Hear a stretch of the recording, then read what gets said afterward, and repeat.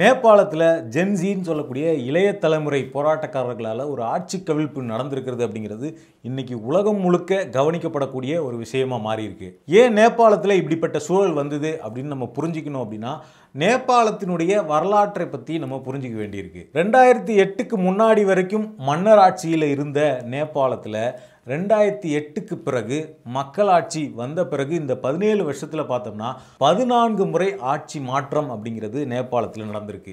ஏன் இந்த அளவுக்கு நிலைத்தன்மை இல்லாத ஒரு ஆட்சி நடக்கக்கூடிய இடமா நேபாளம் இருக்குது அப்படிங்கிறது மிகப்பெரிய கேள்வியாக இருக்கு இல்லைங்களா? இதற்கான பதிலை நம்ம தேடணும் அப்படின்னா நேபாளத்தினுடைய வரலாற்றில் என்னெல்லாம் நடந்திருக்கு அப்படிங்கிறத நம்ம பார்க்க வேண்டியிருக்கு. நேபாளம் அப்படிங்கிறது பல ப்ராவின்ஸாக இருந்திருக்கு முன்னாடி.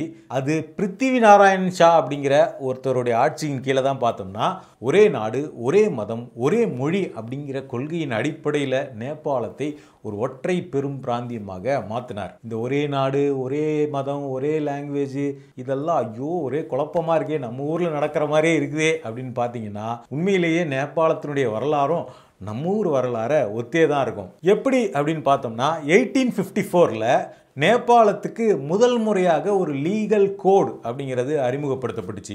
அந்த லீகல் கோடு அப்படிங்கிறது எதன் அடிப்படையில் அறிமுகப்படுத்தப்பட்டுச்சு அப்படிங்கிறது தான் நம்ம ரொம்ப முக்கியமாக கவனிக்க வேண்டிய ஒன்று. அதாவது நம்ம ஊரில் இருக்கக்கூடிய பாஜக ஆதரவாளர்கள் இந்துத்துவ ஆதரவாளர்கள்லாம் என்ன சொல்லுவாங்க இங்கே அப்படின்னா, நம்ம நாடும் நேபாளத்தை மாதிரி மாற வேண்டும் அப்படின்னு முன்னாடியெல்லாம் ஒரு கேம்பெயினை பண்ணிக்கிட்டு இருப்பாங்க.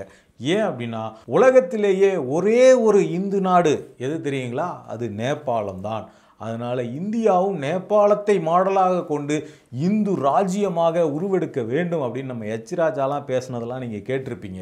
அப்படி உண்மையிலேயே நேபாளத்தின் இந்து ராஜ்யம் எப்படி இருந்தது அப்படின்னு நம்ம தெரிஞ்சுக்கணும்னா 1854ல் உருவாக்கப்பட்ட இந்த லீகல் கோட் அப்படிங்கிறது எப்படி இருந்தது அப்படிங்கிறதையும் நம்ம தெரிஞ்சுக்கணும். இந்த நேபாளத்தினுடைய சட்டம் அப்படிங்கிறது இந்து தர்மத்தின் அடிப்படையில் இந்து சட்டங்களின் அடிப்படையில் உருவாக்கப்பட்டது அப்படின்னு சொல்லிட்டு என்ன பண்ணாங்கன்னா ஜாதி தீண்டாமை இதெல்லாம் சட்டப்படி கொண்டு வந்தாங்க. அதாவது சமூகத்தில் இப்போ இந்தியாவிலுமே பார்த்தோம்னா சமூக அளவில் ஜாதி அப்படிங்கிறதும் தீண்டாமை அப்படிங்கிறதும் 2000 வருடங்களாக வந்து இங்கே தொடர்ச்சியாக இருந்துகிட்டு இருக்கிறத நம்ம பார்த்துக்கிட்டு இருக்கோம். ஆனால் நேபாளத்தில் தான் பார்த்தோம்னா இந்த ஜாதி அப்படிங்கிறதும் தீண்டாமை அப்படிங்கிறதும் தீண்டாமையை கடைபிடிக்க தவறினால் தண்டனை அப்படிங்கிறதெல்லாம் கூட இந்த சட்டத்துக்குள்ளே இருந்தது. என்னங்க சொல்றீங்க, தீண்டாமையை கடைபிடிக்கலனா தண்டனையா அப்படின்னு நீங்க ஆச்சரியமா கேட்கலாம். அந்த 1854 நேபாளத்தினுடைய சட்டம் அது என்ன பண்ணுது அப்படின்னா அபிஷியலாவே மக்களை வந்து 5 கேட்டகரியா பிரிக்கிறாங்க, 5 ஜாதியா. அதுல முதல் ஜாதி பார்த்தோம்னா பூணூல் அணியக்கூடிய ஜாதி, அவங்க தான் டாப் மோஸ்ட் ஜாதி. இரண்டாவது ஜாதி பார்த்தோம்னா சாராயம் குடிக்கிறவங்க மதுபானம் குடிக்கிறவங்க. அதிலே 2 கேட்டகரி. மதுபானம் குடிக்கிறவங்களே பார்த்தோம்னா நான் என்ஸ்லேவபிள் அதாவது அடிமையாக்க முடியாத மதுபானம் குடிப்பவர்கள் அப்படிங்கிறவங்க அந்த பூணூல் அணியக்கூடியவர்களுக்கு கீழே. அவங்களுக்கு கீழே பார்த்தோம்னா அடிமையாக்கத்தக்க மது குடிப்பவர்கள். இவங்க அவங்களுக்கு கீழே மது குடிக்கிறவங்க சாராயம் குடிக்கிறவங்களே 2 ஜாதி. அடுத்தது வாட்டர் அன்அக்செப்டபிள் அதாவது தண்ணி கூட கொடுக்க கூடாத ஜாதி அப்படின்னு அதுலயும் 2 பிரிவு. தண்ணி கூட கொடுக்க கூடாத ஜாதியில டச்சபிள் காஸ்ட் நீங்க தொட்டுக்கலாம் தொட்டா தீட்டு கிடையாது அப்படிங்கிற ஒரு கேட்டகரி, அது ஒரு ஜாதி. அதுக்கு கீழே பார்த்தோம்னா வாட்டர் தண்ணி கொடுக்க கூடாது, அதே மாதிரி அன்டச்சபிள் தொடவும் கூடாது, தொட்டால் தீண்டாமை இம்பியூர் அப்படின்னு சொல்லக்கூடிய ஜாதி. அதாவது அன்டச்சபிள் கேட்டகரியில் இருக்கக்கூடிய ஜாதியை உயர் ஜாதி கேட்டகரியில் இருக்க ஒருத்தர் தொட்டுட்டா அவர் தூய்மையற்றவர் ஆகி விடுகிறார் அப்படிங்கிறது சட்டப்படி நேபாளில் நடைமுறையில் இருந்துச்சு. அதாவது இங்க வந்து வழக்கமா வச்சிருந்தாங்க, ஐயோ இவன் தொட்டுட்டானா தீட்டாயிடுச்சு அப்படிங்கிறதெல்லாம் இங்க ஒரு சமூக வழக்கமாக வச்சிருந்தாங்களே தவிர நேபாளில் பார்த்தோம்னா இது சட்டப்பூர்வமா இருந்தது. அப்ப நீங்க இந்த தூய்மையற்ற நிலையிலிருந்து தூய்மையான ஜாதியாவே நீங்க இருக்கணும் அப்படின்னா அதுக்காக சில ரிச்சுவல்ஸை நீங்க சட்டப்படி பண்ணி ஆகணும். அதை பண்ணலனா நீங்க அந்த ஜாதியாவே இருக்க முடியாது. அதே மாதிரி உங்களை ஒருத்தர் வாண்டடா வந்து அன்டச்சபிள் இருக்கக்கூடிய ஒருத்தர் வாண்டடா வந்து தொட்டுட்டார் அப்படின்னா அந்த நபர் தண்டனைக்குரிய குற்றம் செய்தவர் ஆகிறார். அதனால அவர் வந்து ஃபைன் கட்டணும். இதெல்லாம் சட்டப்படியே இருந்தது. இதுதான் சோ கால்டு இந்து ராஜ்யமான நேபாளத்தினுடைய சட்டம். ஒரு நாடு சடங்குகளின் அடிப்படையில் புராணங்களின் அடிப்படையில் அதனுடைய சட்டங்கள் இயற்றப்பட்டது அப்படின்னா அந்த நாடு அதனுடைய சட்டம் எப்படி இருக்கும் அப்படிங்கிறதுக்கு நேபாள் அப்படிங்கிறது தான் மிகப்பெரிய உதாரணமாக நம்ம கண்ணு முன்னாடி இருக்கு. அதே மாதிரி ஒரு தீண்டத்தகாதவர் சமைத்த உணவு இருக்குல்ல, அதை ஒரு உயர் ஜாதியை சேர்ந்தவர் எக்காரணத்தை கொண்டும் சாப்பிடக்கூடாது அப்படிங்கிறது சட்டம். ஆனா அவர்கிட்ட இருந்து சமைக்காத உணவு தானியங்களை ஒருத்தர் வாங்கிக்கலாம், ஒரு உயர் ஜாதியை சேர்ந்தவர். அது எப்படி வாங்கணும் அப்படின்னா அவரை தொடாமல் வாங்கிக்கணும். இதெல்லாம் சட்டத்தில் இருக்குது. அப்படி ஒரு தீண்டத்தகாதவர் சமைத்த உணவை ஒரு உயர் ஜாதியை சாப்பிட்டார் அப்படின்னா அது தண்டனைக்குரிய குற்றம். அதுக்காக அவர் ரிலீஜியஸ் பெனால்டி கொடுக்கணும், தண்டம் அபராதம் கட்டணும். யார்கிட்ட அப்படின்னா ரிலீஜியஸ் ஜட்ஜி கிட்ட கட்டணும். அதே மாதிரி கிறிஸ்தவர்கள் இஸ்லாமியர்கள் அவங்களுமே பார்த்தோம்னா அன்டச்சபிள் பட்டியலில் தான் வைக்கப்பட்டிருந்தாங்க. அதே மாதிரி இந்த வித்தியாசமான தண்டனைகள்ல இன்னும் என்னென்னலாம் இருக்குது அப்படின்னு ஒரு சில எக்ஸாம்பிள்ஸை பார்த்தோம் அப்படின்னா, தீண்டத்தகாத பட்டியலில் இருக்கக்கூடிய ஒருத்தர் ஒரு தண்ணியை தொட்டுட்டார் அல்லது ஒரு தண்ணியில் இறங்கிட்டார், ஒரு தண்ணியை பயன்படுத்திட்டார் அப்படின்னா அந்த தண்ணி பொல்யூட் ஆனதாக கருதப்படும், அதாவது இம்பியூர் அப்படின்னு கருதப்படும். இப்போ இந்த இம்பியூர் ஆக்கப்பட்டதை ஒருத்தர் பார்க்கறாருன்னு வச்சுங்களேன். ஆனா அவர் என்ன பண்ணிடுறாருன்னா இதை வெளியில சொல்லாம விட்டுறார். அதுக்கு பிறகு பூணூல் அணிந்த ஒருத்தர் போயிட்டு அந்த தண்ணியை பயன்படுத்துகிறார் அப்படின்னா அவர் அசுத்தமான தண்ணியை பயன்படுத்தி விட்டதாக கருதப்படும். இந்த சூழ்நிலையில் இந்த தண்ணியை பயன்படுத்ததை பார்த்து இந்த பூணூல் அணிந்தவர்கிட்ட அந்த நபர் பயன்படுத்தினார் அப்படின்னு சொல்லாமல் விட்டதே ஒரு குற்றம் அப்படின்னு இந்த சட்டத்தில் சொல்கிறாங்க. எப்படிலாம் இருக்குது பாருங்க. அதாவது ஒரு அன்டச்சபிள் பட்டியலில் இருக்கிறவர் ஒரு தண்ணியை பயன்படுத்திட்டார் அப்படின்னா அதை பார்க்கிற ஒருத்தர் ஊர் முழுக்க போய் சொல்லிடணும், இந்த நபர் இந்த தண்ணியை பயன்படுத்தி அசுத்தம் செய்து விட்டார் அப்படின்னு ஊர் முழுக்க போய் சொல்லிடணும். அப்படி சொல்லாமல் அவர் மறைச்சார் அப்படின்னா அவர் தண்டனைக்குரிய குற்றம் புரிந்தவர், அவர் அபராதம் கட்ட வேண்டும். அதே மாதிரி ஒரு அன்டச்சபிளா இருக்கிறவர் ஒருத்தருடைய கையால ஒரு அப்பர் காஸ்டை சேர்ந்த ஒருத்தர் அவர் சாப்பிட்டாலோ அல்லது குடித்தாலோ என்னவாக கருதப்படும்னா அது மிகப்பெரிய குற்றமாக கருதப்பட்டு இந்த அன்டச்சபிள்ல இருக்கிறவர் பார்த்தோம்னா அடிமையாக்கப்படுவார். இந்த அப்பர் காஸ்ட்ல இருக்கிறவர் பார்த்தோம்னா அவருடைய சொத்துக்கள் பறிமுதல் செய்யப்படும். அதே மாதிரி ஒரு அன்டச்சபிளான ஒரு காஸ்டை சேர்ந்தவர் ஒரு உயர் சாதியினுடைய வீட்டிலேயோ அல்லது அவர் சாப்பிட்ற இடத்துக்கோ நுழைஞ்சிட்டாலே அவர் அந்த இடத்தை அசுத்தம் செய்தவராக கருதப்பட்டு இது மிகப்பெரிய குற்றமாக கருதப்பட்டு அவர் தண்டனைக்கு உட்படுத்தப்படுவார். அப்போ அவர் தண்டம் கட்டணும். அதே மாதிரி அந்த இடம் அந்த வீடு அப்படிங்கிறது புனிதப்படுத்தப்பட வேண்டும், தூய்மைப்படுத்தப்பட வேண்டும். இதெல்லாமே சட்டம். அதே மாதிரி தண்டனையிலுமே பார்த்தோம்னா ஒரு உயர் ஜாதியை சேர்ந்தவர் பாதிக்கிற மாதிரி ஒரு குற்றம் நடந்திருந்தது அப்படின்னா அதை செய்தவருக்கு தண்டனை அப்படிங்கிறது ரொம்ப அதிகமாக இருக்கும், பயங்கர ஹெவியான பனிஷ்மெண்ட் இருக்கும். ஆனால் ஒரு ஒடுக்கப்பட்ட சமூகத்தை சேர்ந்தவர் பாதிக்கப்படக்கூடிய அளவுக்கான ஒரு குற்றச்சாட்டாக இருந்தது அப்படின்னா அதை செய்தவருக்கு தண்டனைங்கிறது ரொம்ப கம்மியாக இருக்கும். இதெல்லாம் அஃபிஷியலாக இருந்தது. ஒரு பிராமணர் கொலை செய்தால் அவருடைய தலைமுடியை எடுத்தால் போதும் அப்படின்னு மனு சாஸ்திரத்தில் சொன்னாங்க பார்த்தீங்களா, அந்த மாதிரியான விஷயங்கள்லாம் இங்கே சட்டமாகவே வச்சுருந்தாங்க. அதே மாதிரி ஜாதி மாறி திருமணம் செய்தால் அது மிக கடுமையான தண்டனைக்குரிய குற்றம் அப்படிங்கிறது சட்டமாக இருந்தது. குறிப்பாக உயர் ஜாதியைச் சேர்ந்த ஒரு பெண்ணை அந்த ஜாதிக்கு கீழாக இருக்கக்கூடிய வேறு ஏதோ ஒரு ஜாதியைச் சேர்ந்தவரோ ஒரு ஆண் திருமணம் செய்தால் அது மிக கடுமையான குற்றமாக கருதப்பட்டு கடுமையான தண்டனைங்கிறது உங்களுக்கு வழங்கப்படும். இப்படியான ஒரு கடும் ஒடுக்குதலுக்கு உள்ளான ஒரு சமூகமாகத்தான் நேபாள் அப்படிங்கிறது தொடர்ச்சியாக இருந்துட்டு வந்திருக்கு. இவ்வளவு இறுக்கமான காஸ்டிசம் கொண்ட இந்த நாட்டில் பார்த்தோம்னா பொருளாதார வளர்ச்சி கூட பெரிய அளவில் எப்பவுமே இல்லாமல் தான் இருந்திருக்கு.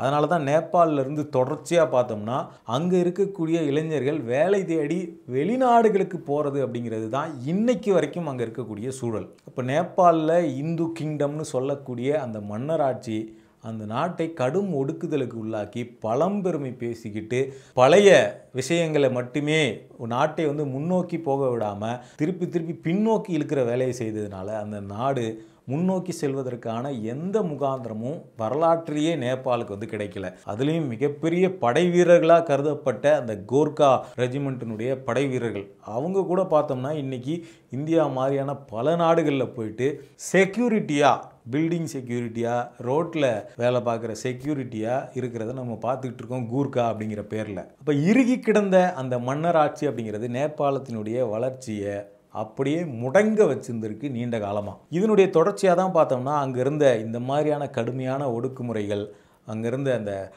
பழமைவாதங்கள் இதையெல்லாம் எதிர்த்து மக்கள் தொடர்ச்சியாக 1950களிலிருந்தே கடுமையான போராட்டங்களை நடத்த ஆரம்பித்தாங்க. குறிப்பாக இந்தியாவினுடைய விடுதலை போராட்டத்திலிருந்து இன்ஸ்பயர் எடுத்துக்கிட்ட இளைஞர்கள் நேபாளில் மிகப்பெரிய மக்கள் போராட்டங்களை 1950களில் முன்னெடுத்தாங்க.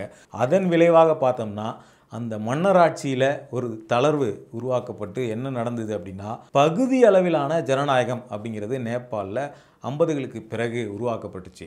ஆனால் அதுலேயும் மக்களுக்கு போதுமான சொல்யூஷன் அப்படிங்கிறது கிடைக்கல.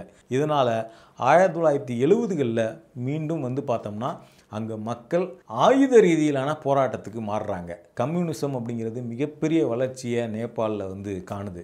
மாவோயிஸ்ட் இயக்கங்கள் மிகப்பெரிய மக்கள் ஆதரவை பெற்று அங்கே பல அடுத்தடுத்த தாக்குதல்களை அங்கிருந்த அரசாங்கங்கள் மேல் நடத்தி ஒரு கட்டத்தில் 90களில் இந்த மாவோயிஸ்ட் இயக்கங்களினுடைய வளர்ச்சி அப்படிங்கிறது மிகப்பெரியதாக உருவெடுத்து அங்கே நேபாளில் அந்த மன்னராட்சிங்கிறது தொடர முடியாத நிலைமையை அடுத்த 15-16 ஆண்டுகளில் அவங்க உருவாக்குனாங்க.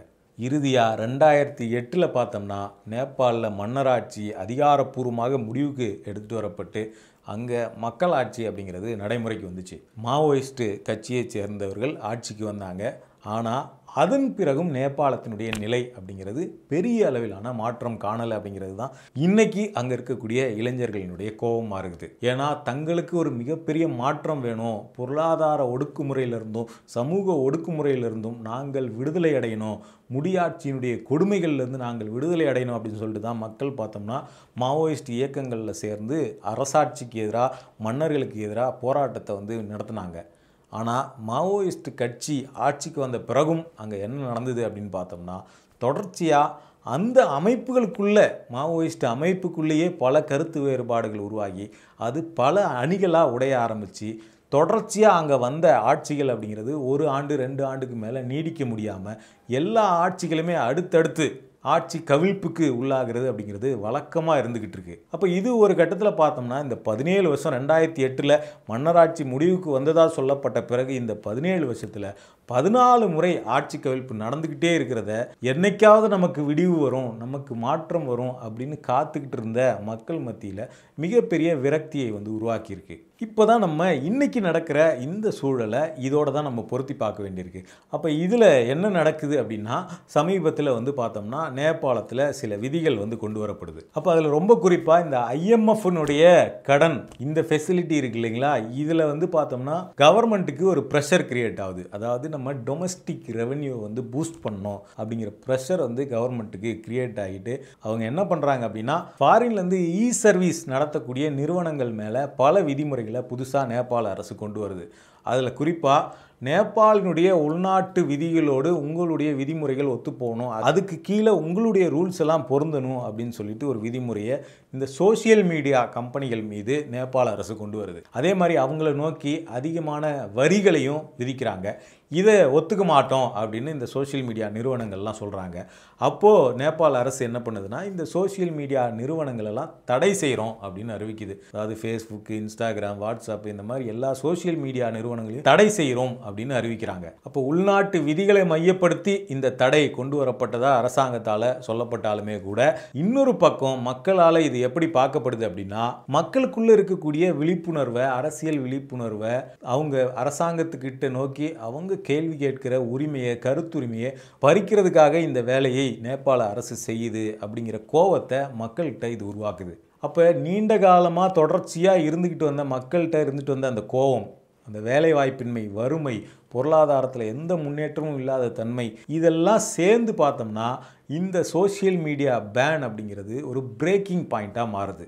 இது ஏன் பிரேக்கிங் பாயிண்ட்டாக மாறுது அப்படின்னா, வேலை வாய்ப்பின்மை அப்படிங்கிறது நேபாளத்தில் எந்த அளவுக்கு பெருசு அப்படின்னு நம்ம புரிஞ்சுக்கணும். அப்படின்னா நேபாளத்தினுடைய ஜிடிபி இருக்கு இல்லைங்களா, மொத்த உற்பத்தி மதிப்பு, அதில் 33% பார்த்தோம்னா நேபாளத்திலிருந்து வெளிநாடுகளுக்கு போயிட்டு வேலைக்காக வெளிநாடுகளுக்கு போயிட்டு அங்கேருந்து சம்பாரித்து அனுப்பக்கூடிய அந்நிய செலவாணி இருக்குது இல்லைங்களா, அதுதான் நேபாளத்தினுடைய ஜிடிபியில் 33% அப்படின்னு சொல்கிறாங்க. அதே மாதிரி 2024 to 25 இந்த ஒரு நிதி ஆண்டில் மட்டும் பார்த்தோம்னா 8 லட்சத்துக்கும் அதிகமான நேபாளிகள் பார்த்தோம்னா எக்ஸிட் லேபர் பர்மிட் வாங்கிட்டு வெளிநாடுகளுக்கு போயிருக்காங்க. அப்போ ஒவ்வொரு நாளுமே ஆயிரக்கணக்கில் நேபாளிகள் வெளிநாடுகளுக்கு வேலைக்காக போகிறது அப்படிங்கிறது நடந்துக்கிட்டே இருக்குது. அப்போ இந்த மாதிரியான சூழலில் சோசியல் மீடியா பிளாட்ஃபார்ம்ஸ் அப்படிங்கிறது அந்த நாட்டு இளைஞர்களுக்கு பார்த்தோம்னா அது வெறுமனே ஒரு என்டர்டெயின்மெண்ட் பிளாட்ஃபார்மாக மட்டும் இல்லை, அது அவங்களுடைய ஜாப் போர்ட்டலாக இருக்குது. அவங்க வேலை தேடக்கூடிய ஒரு இடமாகவும் அந்த சோசியல் மீடியா போர்ட்டல்ஸ் அப்படிங்கிறது இருக்குது. அவங்க செய்திகளை தெரிந்து கொள்ளக்கூடிய ஒரு இடமா அந்த சோசியல் மீடியா போர்ட்டல் இருக்குது. அவங்க தங்களுக்குள்ள ஆர்கனைஸ் ஆகிறதுக்கான ஒரு டூலாக இந்த சோஷியல் மீடியா போர்ட்டல்ஸ் இருக்குது. அப்போ அவங்களுடைய வாழ்க்கையில் ஒரு முக்கியமான அங்கமாக இந்த சோஷியல் மீடியா போர்ட்டல்ஸ் அப்படிங்கிறது இருக்கிறதா அந்த இளைஞர்கள் நம்புறதுனால தான் இந்த சோஷியல் மீடியா பேன் அப்படிங்கிறது ஒரு பிரேக்கிங் பாயிண்ட்டாக மாறி மிகப்பெரிய போராட்டமாக மிகப்பெரிய கோபமாக நேபாளத்தில் இது வெடிச்சிருக்கு. ஸோ இதனால தான் பார்த்தோம்னா அங்கே நடந்த ஒரு 2-3 நாட்கள் மட்டுமே ஒரு வேகமாக நடந்த அந்த போராட்டத்தில் மிகப்பெரிய சேதத்தை நேபாள் உள்ளாகியிருக்கு. அதாவது அங்கே இருக்கக்கூடிய அரசு நிறுவனங்கள் பெரும்பான்மையானவை பார்த்தோம்னா அடித்து நொறுக்கப்பட்டிருக்கு, எரிக்கப்பட்டிருக்கு. பார்லிமெண்ட்டினுடைய வளாகங்கள் தீ வைத்து கொளுத்தப்பட்டிருக்கு. பிரதமரினுடைய வீடு, கோர்ட், சுப்ரீம் கோர்ட் உட்பட பெரும்பாலான அரசு நிறுவனங்கள் எரிக்கப்பட்டிருக்கு.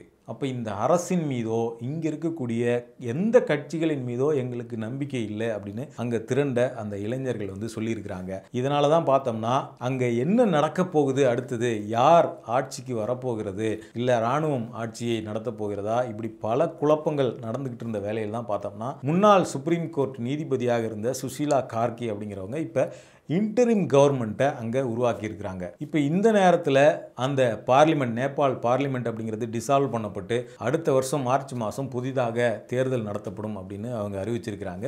இதற்கு அங்கே இருக்கக்கூடிய கம்யூனிஸ்ட் கட்சிகள் எதிர்ப்பு தெரிவிச்சிருக்காங்க. ஸோ பெரும்பான்மை கட்சிகள் இந்த பாராளுமன்ற கலைப்புக்கு எதிர்ப்பு தெரிவிச்சிருக்கிறதுனால அடுத்தடுத்து நேபாளில் என்ன நடக்கும், அடுத்த தேர்தல் அப்படிங்கிறது அங்கே சுமூகமாக நடத்த முடியுமா, இப்படி பல கேள்விகள் சர்வதேச பார்வையாளர்கள் மத்தியில் தொடர்ச்சியாக இருந்துகிட்டு இருக்கு. இன்னொரு பக்கம் இந்த அளவுக்கு சீரியஸாக வெடித்த இந்த போராட்டம் இருக்குல்ல, இதில் கிட்டத்தட்ட 50 பேருக்கு மேலே கொல்லப்பட்டிருக்காங்க. இவ்வளவு சீரியஸாக நடந்த இந்த போராட்டத்தினால நேபாளத்தில் என்ன விளைவு அல்லது என்ன மாற்றம் ஏற்பட போகிறது அப்படிங்கிறதும் பெரிய கேள்வியாக இருக்கு. ஏன்னா இதற்கு முன்னாடி இலங்கையில் இதே மாதிரியான ஒரு ஆட்சி கவிழ்ப்பு அப்படிங்கிறது நடத்தப்பட்டுச்சு. அதற்கு பிறகு பங்களாதேஷில் இதே மாதிரியான ஆட்சி கவிழ்ப்பு அப்படிங்கிறது நடத்தப்பட்டுச்சு.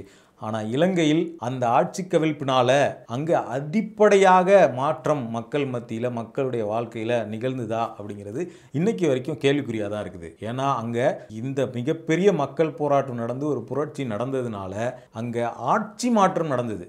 ஆனால் மக்கள் வாழ்க்கையில் இலங்கையினுடைய அடிப்படை அரசியல் மாற்றம் நடந்துதான்னு கேட்டால் அது மிகப்பெரிய கேள்விக்குறியாக தான் இருக்குது. இதே நிலை தான் பங்களாதேஷ்லேயும் நம்மளால் சொல்ல முடியும். அப்போ நேபாளத்தில் நடந்திருக்கக்கூடிய இந்த சூழலும் பார்த்தோம்னா எதை நோக்கி நேபாளத்தை கொண்டு போக போகுது அப்படிங்கிறதும் மிகப்பெரிய கேள்வியாக இருக்குது. ஏன்னா ஒரு கட்சி தலைமை ஏற்று நடத்தாத போராட்டம், ஒரு பர்டிகுலர் தலைமை இல்லாமல் நடக்கிற இந்த போராட்டம், இதெல்லாம் பார்த்தோம்னா ஒரு கட்டத்தில் எந்த முடிவை நோக்கி நகரும், இதை யார் லீடிங் எடுத்துகிட்டு போகிறாங்க, இந்த மாதிரியான பல கேள்விகள் இந்த போராட்டத்தில் இருந்துக்கிட்டு இருக்குது. அதனால் இந்த போராட்டம் ஆட்சி மாற்றத்தோடு நிற்க போகிறதா அல்லது அடிப்படை மாற்றத்திற்கு நேபாளை உட்படுத்துமா அப்படிங்கிறதெல்லாம் நீண்ட காலத்துக்கு நிலைத்து நிற்கிற கேள்வியாக தான் இருக்க போகுது. அதே மாதிரி நேபாளத்தினுடைய அரசியலில் பார்த்தோம்னா 2 பெரிய வெளிநாட்டு சக்திகள் அப்படிங்கிறது ரொம்ப முக்கியமாக ஆதிக்கம் செலுத்திக்கிட்டே இருக்காங்க தொடர்ச்சியாக பார்த்தோம்னா. அதிலும் குறிப்பாக இந்தியா எப்போவுமே நேபாளத்தில் தனக்கு சாதகமான அரசு தான் உருவாகணும் அப்படிங்கிறத தொடர்ச்சியாக கண்ணும் கருத்துமா இந்தியாங்கிறது இருந்துகிட்டு இருக்கும். அதே மாதிரி இன்னொரு பக்கம் சீனா, அவங்களுக்கு சாதகமான அரசு தான் நேபாளில் இருக்கணும் அப்படிங்கிறத அவங்களும் எதிர்பார்ப்பாங்க. ஏன்னா நேபாளுங்கிறது 2 பெரும் நாடுகளுக்கும் இடையில் இருக்கக்கூடிய ஒரு முக்கியமான சந்திப்பாக பிரிட்ஜாக இருந்துகிட்டு இருக்கு. அப்போ இந்த நாட்டில் தன்னுடைய ஆளுகைக்கு உட்பட்ட ஒரு அரசு தான் இருக்க வேண்டும் அப்படிங்கிறதுல 2 நாடுகளுமே கண்ணும் கருத்துமாக தான் தொடர்ச்சியாக இருந்துகிட்டு இருக்காங்க. இதனால தான் நேபாளில் நடக்கக்கூடிய எந்த அரசியல் விஷயங்களும் அல்லது அரசியல் மாற்றங்களுமே உள்நாட்டு விவகாரங்களை தாண்டி அதில் ஒரு வெளிநாட்டு தலையீடு, வெளித்தலையீடு அப்படிங்கிறதும் சேர்ந்தே இருக்கும் அப்படிங்கிறதும் சர்வதேச அரசியல் பார்வையாளர்கள் மத்தியில் இருந்துகிட்டு இருக்கு. அப்போ நேபாளத்தில் நடந்திருக்கக்கூடிய இந்த விஷயங்கள் பல கேள்விகளை ஒவ்வொன்றா தொடர்ச்சியாக அடுக்கிக்கிட்டே இருக்குது. அதே மாதிரி அடுத்ததாக இந்த போராட்டத்தின் விளைவாக நேபாளில் என்ன மாற்றம் நடக்கப் போகிறது அப்படிங்கிற எதிர்பார்ப்புகளையும் தொடர்ச்சியாக உலக அளவில், சர்வதேச அளவில், சர்வதேச பார்வையாளர்கள் மத்தியில் உருவாக்கிக்கிட்டே இருக்குது அப்படிங்கிறது தான் நம்ம பார்க்கணும். தொடர்ச்சியாக இந்த மாதிரியான தகவல்களை தெரிஞ்சுக்க யூ டர்னை சப்ஸ்கிரைப் பண்ணுங்கள்.